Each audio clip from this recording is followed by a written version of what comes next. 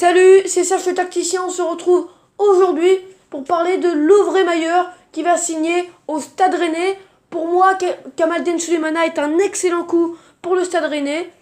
Et pour moi, donc, Lovre Mayer est le deuxième bon coup de l'été pour les Bretons. Alors qui est cet international croate? On en parle aujourd'hui dans une nouvelle analyse détaillée. Lovre Mayer est surnommé le nouveau Modric, déjà parce qu'il a une belle qualité de passe, parce qu'il a ce profil de numéro 10 et aussi parce qu'il a joué au Dynamo Zagreb, tout comme Luka Modric. Après, ne se précipitons pas, n'allons pas trop vite en besogne. Mayer n'a pas encore le niveau de Luka Modric et il n'a pas encore le niveau pour jouer au Real Madrid.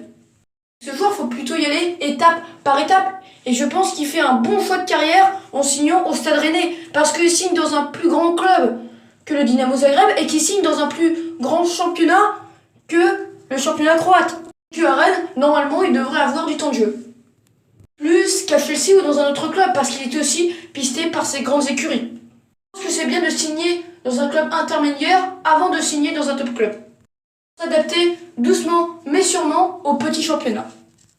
Bon, Lovre Mayer est déjà un joueur qui a une très bonne qualité de passe. Il fait pas mal de passes qui éliminent des défenseurs et il fait aussi des passes qui cassent des lignes. Il fait très peu de passes stériles et ça c'est bien pour le Stade Rennais parce que c'est vrai que par moments le Stade Rennais a la possession, mais notamment la saison dernière, par moments c'était une domination stérile. Donc le Croate sera sans doute là pour éviter ça. C'est un joueur qui a des stats intéressantes chaque saison. Il délivre une dizaine de passes décisives en moyenne par saison et il marque une dizaine de buts en moyenne par saison. C'est un joueur qui fait du pressing, qui vient aider les attaquants pour la première lame du pressing. Normalement, ça devrait pas être très utile à Rennes parce que Bruno Genesio ne demande pas forcément à ses attaquants de presser. C'est un petit peu dommage parce que ça fait que l'équipe est un peu coupée en deux, qu'il y a un déséquilibre entre l'attaque et la défense. Après, je pense que Bruno Genesio demandera à ses attaquants de presser lors des grands matchs de Ligue 1 et en Coupe d'Europe si les Rouges et Noirs se qualifient pour la C4. C'est un joueur très technique, mais qui a quand même quelques déchets. Il fait aussi partie de la jeunesse, mais il perdait quand même en moyenne 12,5 ballons par match. Maintenant, on va se poser notre question, le mettre où dans le 4-3-3 ? Sachant que la saison dernière, il jouait dans une position de meneur de jeu et il jouait dans une position de numéro 10 avec le Dynamo Zagreb. C'est vrai que quand tu regardes au départ, t'as pas ce rôle-là, t'as pas ce rôle de meneur. 4-3-3.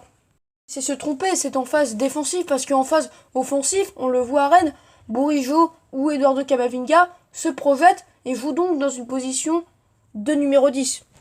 Et Mayer faisait la même chose.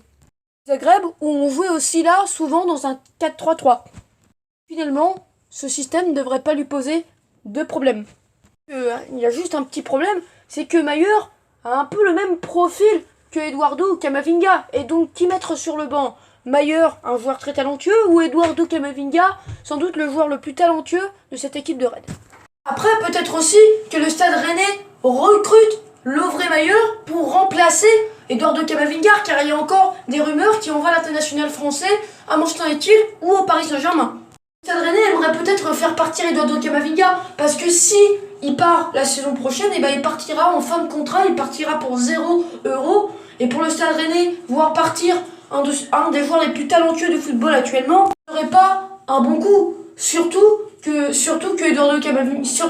Eduardo Camavinga part cet été, il y aura une belle somme sur la table pour les Rouges et Noirs. Je pense que si les dirigeants rennais ont recruté Mayer, c'est vraiment pour remplacer le prodige rennais.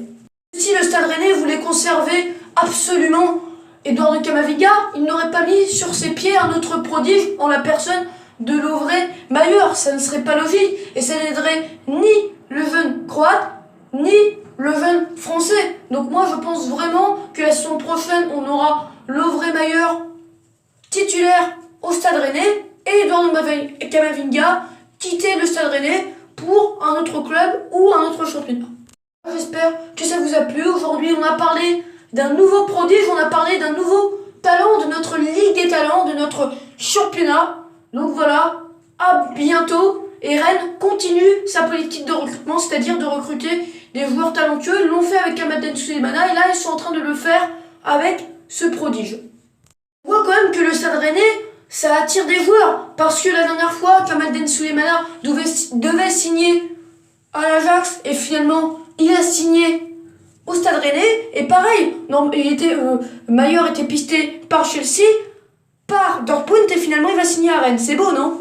À bientôt, j'espère que ça vous a plu.